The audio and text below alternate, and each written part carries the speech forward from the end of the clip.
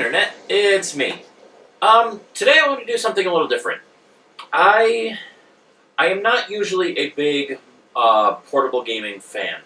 Handheld devices, like Game Boy, 3DS, that kind of stuff. I don't use often. I just don't have the reason to. When you're an adult, when you go on road trips, a lot of times you're driving or watching a map or doing something that doesn't allow for you to just play games.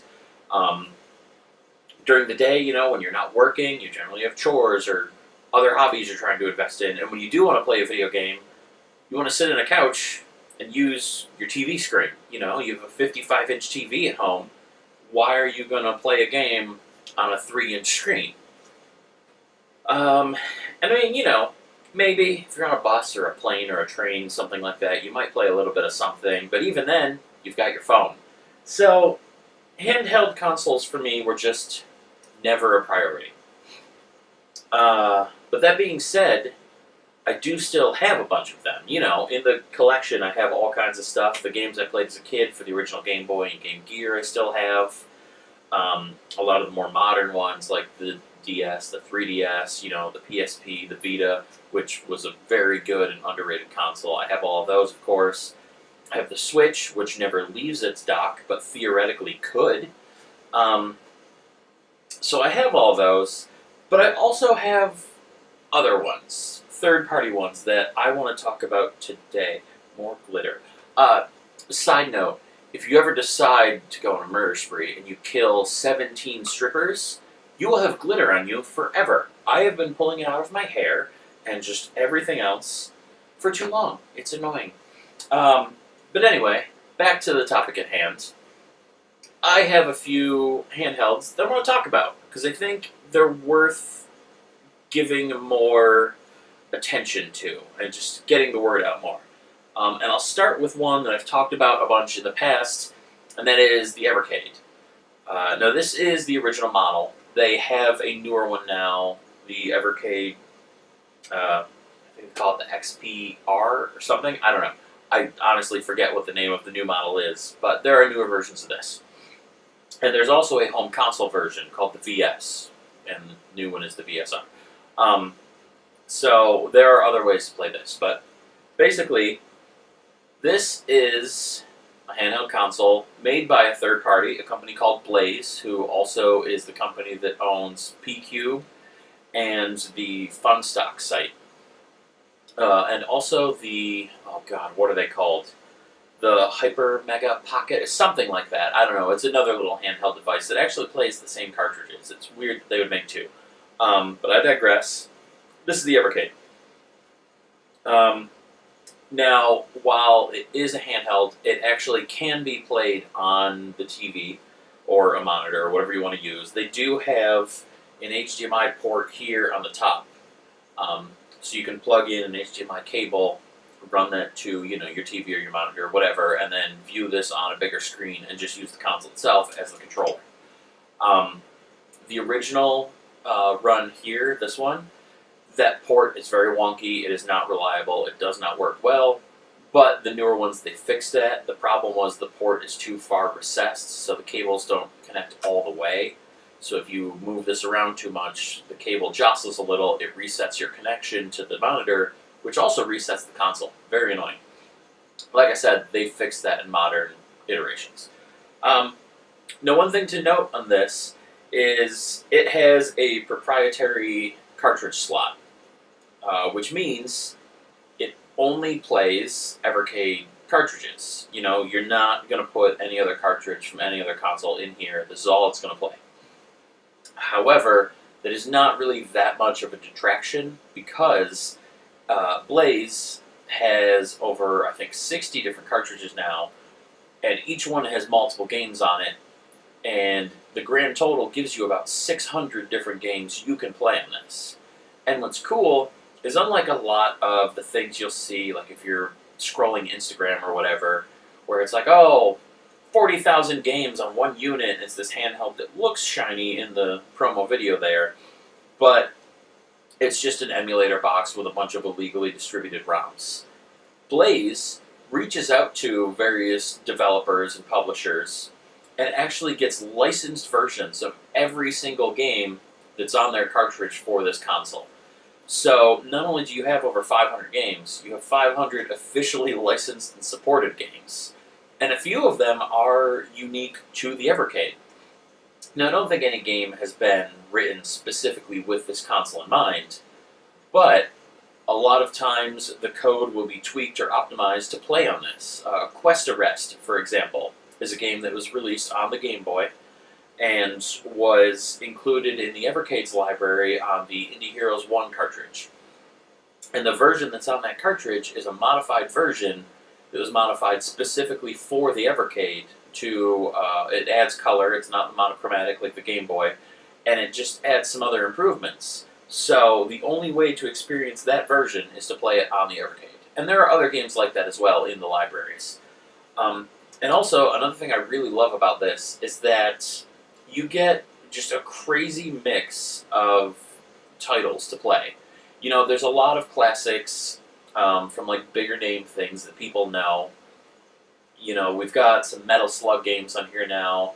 You've got Tomb Raider, you've got Duke Nukem. Sorry, I'm looking off camera. There's a giant spider on my wall. You have a lot of titles like that that, you know, people love and are familiar with and want to play again, and it's really cool that they have those. But what they also have are a lot of, you know, lesser-known hidden gem kind of things.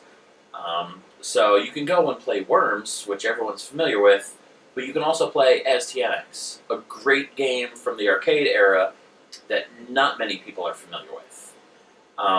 You know, it has a lot of games from publishers or distributors that weren't necessarily big in the US, and so the games that you get in those collections are things that you've probably never heard of or never played.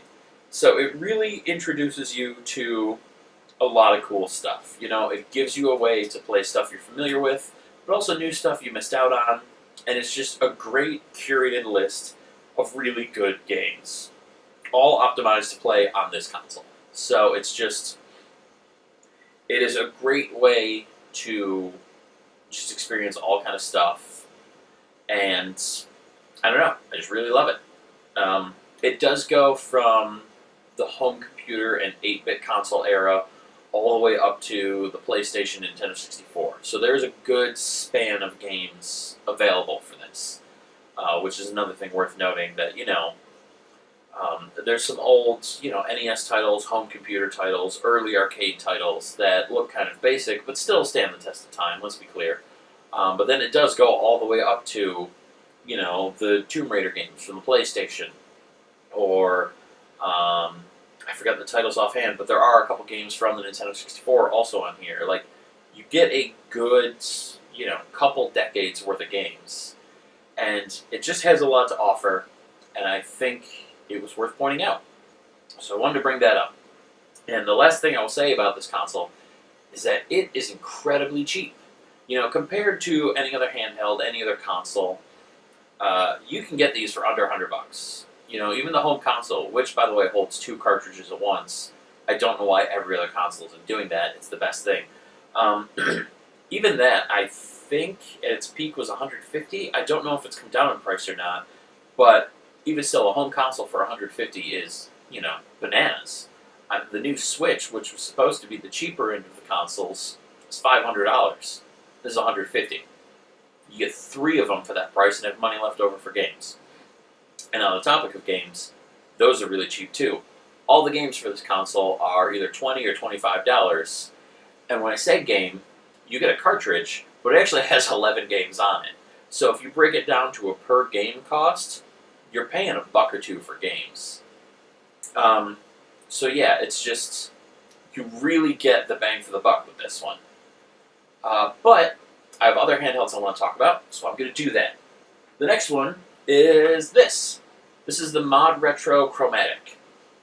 It does feel a little weird in the hands. That's one thing I will point out. It's just, you forget how small, like the Game Boy Pocket or the Game Boy Color or some of these other early consoles were. Like, in your hands, you know, it feels a little cramped. Like, your thumbs don't actually hit each other. Like, I'm hitting right and B, which are the closest buttons. And my thumbs aren't contacting, but you feel like they're going to. It feels small. However, this was an intentional choice on their end when they designed this.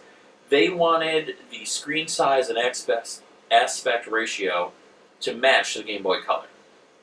They wanted this to very clearly mimic the the generation that they're trying to recreate. And so everything was built with a choice. There's plastic I haven't peeled on here. That's exciting. So yeah, the size, while it feels a little weird, is intentional and accurate. Also, I do want to point out the quality of this thing. It's made from aluminum. Like, this is not plastic. This is a metal case. This is solid. The screen also incredibly high quality, and worth pointing out, they wanted to mimic the Game Boy Color so much that they actually made a custom screen, because a standard LCD or LED screen doesn't have the exact same color range that the Game Boy Color screen did, and they wanted to mimic that. So they had to custom create new technology to make this screen that would match that color palette. And I just think that's really cool. It's to have someone go that far to recreate and preserve the experience of an earlier generation like that is really awesome. I definitely admire what they did, and I think it's really cool. And to be clear, this does play Game Boy and Game Boy Color games. So there was a reason they were recreating that experience, is because they're allowing you to replay those games. And it's not just a Game Boy Color. I mean, it is. It has all the same capabilities of a Game Boy Color. It even has the link cable ports and the IR thing, so that you can do wireless trades or connect up to do a wired trade. But it has improvements. There are rechargeable battery packs you can get for this. The sound quality on this is incredibly good. It has a USB-C port, so if you want, much like with the Evercade, you can connect this to a TV or a monitor and play this on a bigger screen using this as the controller. It has it has a lot of the modern quality of life improvements that you expect from consoles now, but it still lets you play the old games. And what's more, this isn't just a way to play Game Boy and Game Boy Color games. They also do have their own proprietary games. The console itself actually comes with a pack-in copy of Tetris, again to recreate the experience of the early Game Boy, but it's a unique version of Tetris. They worked with the Tetris company to create specifically for this console. It's the only way to experience that version of Tetris was to get this with that game and play it on here. So, once again, it allows you to play some older stuff like the Evercade doesn't, but it also gives you that proprietary experience. There's unique things you can get just for this, only for this, and it's just a fun thing to have. If you're a collector, this is a new game library to connect for, but it also lets you play some of the older games you already have sitting around. And, since it's been couple decades, we're getting to the point where the original Game Boy brick, well, that might not fail. I don't know if those things will ever die. I think they're the gaming equivalent of a Nokia flip phone.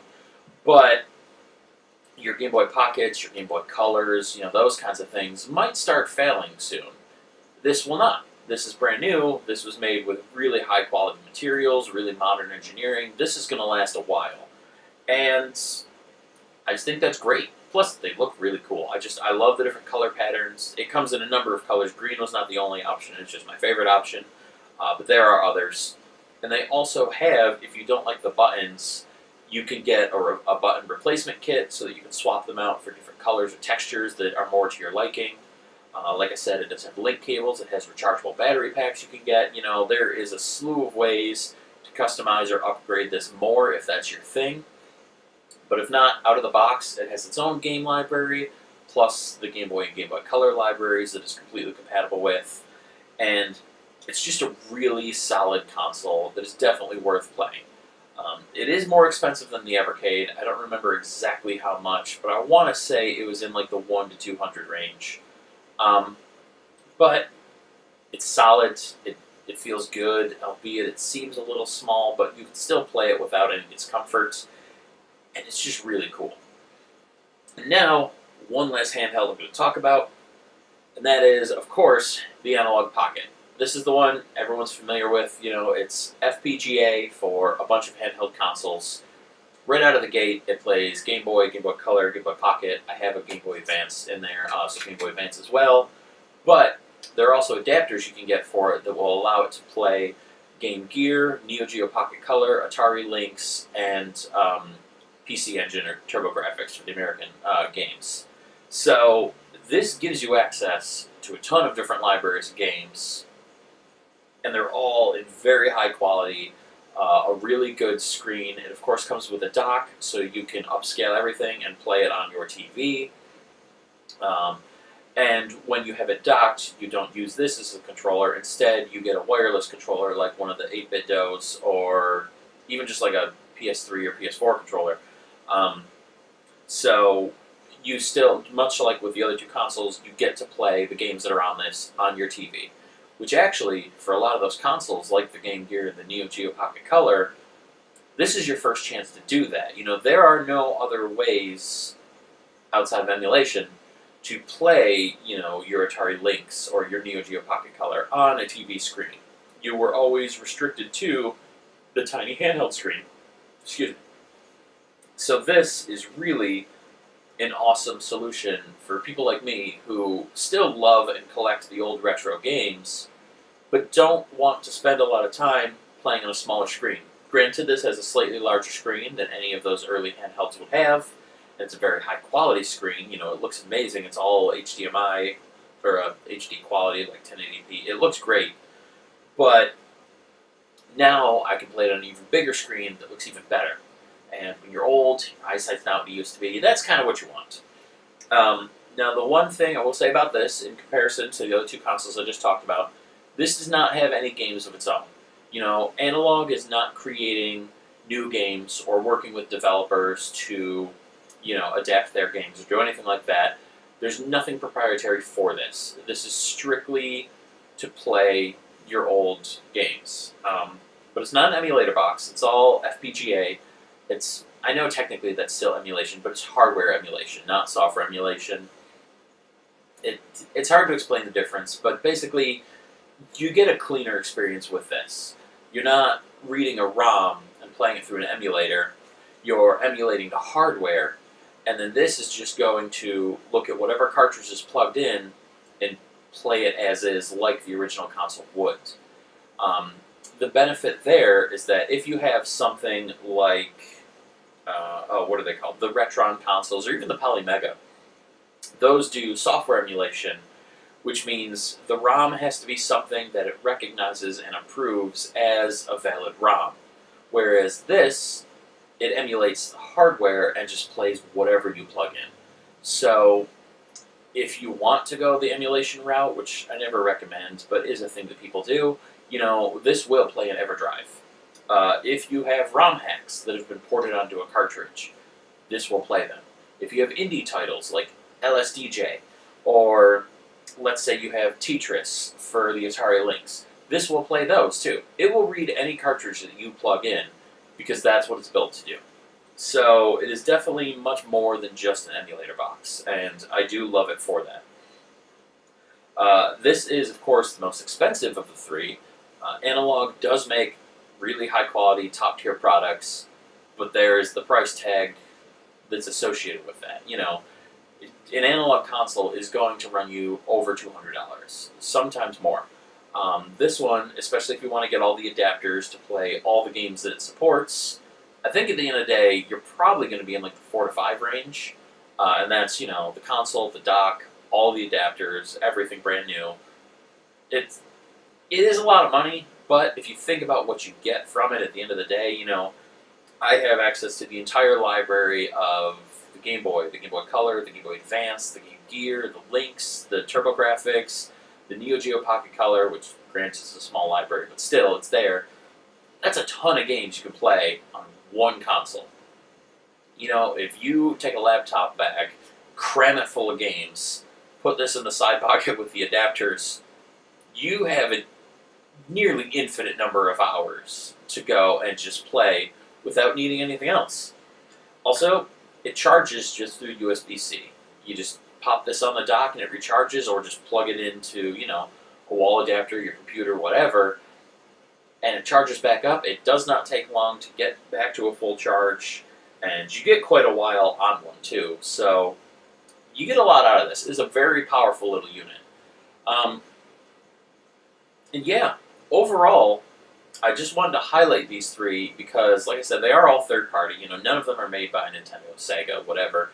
But they're all really solid, really good devices. Like I said, none of these are just, cheap emulator boxes. They're not just some hacked up, illegal little garbage thing. Like, these are all made with quality in mind. Maybe not the first run of the Evercade, but they've gotten a lot better.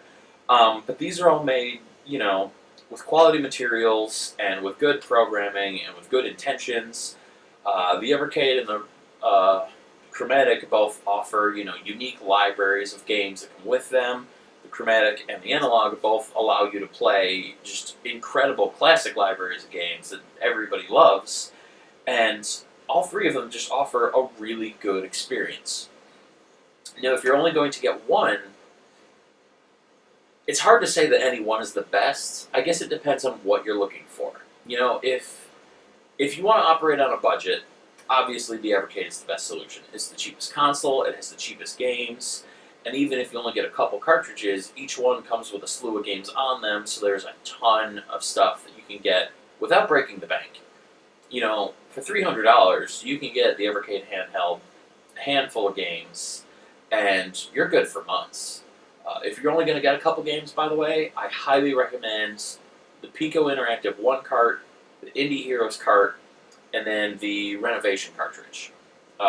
If you just get those three, you'll get a lot of unique games that you aren't familiar with or haven't played before, but that span a bunch of different game genres from multiple different developers and different game generations. The 8-bit, the 16-bit, up to the 32-bit. You'll get a really good collection of stuff in there. Some RPGs, some action platformers, some puzzle. You get a bit of everything, and it won't cost a ton. However, if cost is not your only consideration, and you want an even bigger library, then obviously the Analogue. That gives you access to a ton of games. Granted, you have to go buy the games, so like I said, go this route if cost is not a consideration. Or if you're already a collector sitting on a huge pile of games, this is the way to go for sure. You can still play it on your TV. You get a really long battery life with the charge of it. It plays a ton of different things. So if you're a collector, if money is not as much of a concern, if you just want access to, your old Pokemon and Final Fantasy and Castlevania and just all these other games that, there's not easy ways to play them otherwise. I know recently, finally, Konami has worked with limited run games to bring all the old Castlevania titles onto home consoles, which is great. But there's still some Final Fantasy games that are locked to handhelds. All the original Pokemon games are still locked to handhelds. If you want to play the Game Boy version of Tetris, which you do, we all do, everyone does, and should, it's amazing. If you want to play F1 Race, if you want the surprisingly good Game Boy versions of Star Wars, if you want to play Zaku or Tetris on the Atari Lynx, if you want to play all the Sonic games that were on the Game Gear, there's a lot of stuff that there's not many great options, if any at all, to play on console. And so for those games, this is absolutely worth it. This is a way to not only play them, but to play them on the TV. And even if you play them handheld, this screen quality is a million times better than your Lynx or your Game Boy or the Neo Geo Pocket Color. So if you want access to everything and you don't care as much about what it's going to cost you, this is the way to go. If you don't want to spend a lot of money at all, but you still want access to a good variety of games, the Evercade. And the Mod Retro is kind of somewhere in the middle. It's not as expensive as the Analogue. It does have its own library, which are not super expensive. In fact, they usually run deals on their site where you can get, like a 6-game bundle, pick any 6 games you want from their entire library, which is growing since they've released the console. They've continually added more stuff to their library. and you can get those 6 games at a deeply discounted price. I think it was like $200, which I know sounds like a lot, but it ends up being only 30 something dollars a game, like $34 a game. They're usually more than that.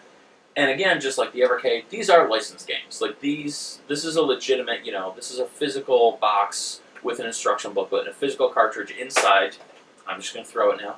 The developers they're working with are making these games. They're all really good, high-quality games. In fact, one of the developers they just recently worked with was Way Forward, the people that do Shantae. And they re-released the old, out of nowhere, the old Sabrina the Teenage Witch game that Way Forward originally did for the Game Boy Color. So this is a good, middle ground. It has its own library of just curated, good games that are fun to play from good developers. But it also gives you access to the Game Boy and Game Boy Color lines, which, is 1,000 or so more games that you can play right off the bat if you have access to the game. So, this, I'd say, it doesn't necessarily excel at any one thing, although, of the 3, this is definitely the most high-quality material. Like, I could, spike this on the ground right now. It's going to be fine. Nothing here is going to break. This is solid. This is really good quality. So for that standpoint, this is the best by far. The other 2 are both made of plastic, and the original Evercade, like I said, the new ones are better, but the original one definitely had some build quality issues. So if you just want a solid device, this is the way to go. But otherwise, if you want a good balance of cost and game library size, that's also probably the way to go.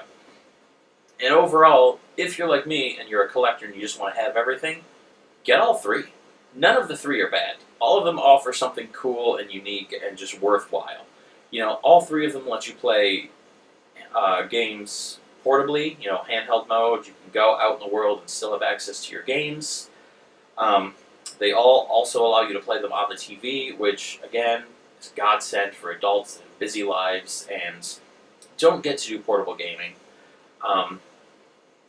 They all just offer a really good game experience, and that's why I want to make this video and just talk about them and tell more people, the 4 that are going to watch this video, hey, there are some quality third-party handheld devices being created that you should be aware of. So if you weren't, now you are. Congratulations, and definitely go grab one. And any of the 3, if you do happen to go buy one, most sites now let you put a note in with your purchase. So if you do that, let them know I sent you. I'm not sponsored. They're not going to give me any money or free stuff for sending you. At least I don't think they are. But you know what? Let them know anyway, because then they'll be aware of me, and that can only help me in the future. I don't know. Maybe they will sponsor me and I can start making videos more regularly and of higher quality. Wouldn't that be great? But either way, yeah. Just wanted to let you know these things exist. They're all really cool. I recommend any of the 3 or all 3, whatever you want to do. And if you don't want to get any of them, at least you saw me talk about some shiny plastic. And, isn't that what game channels on the internet really are for? So yeah. Bye.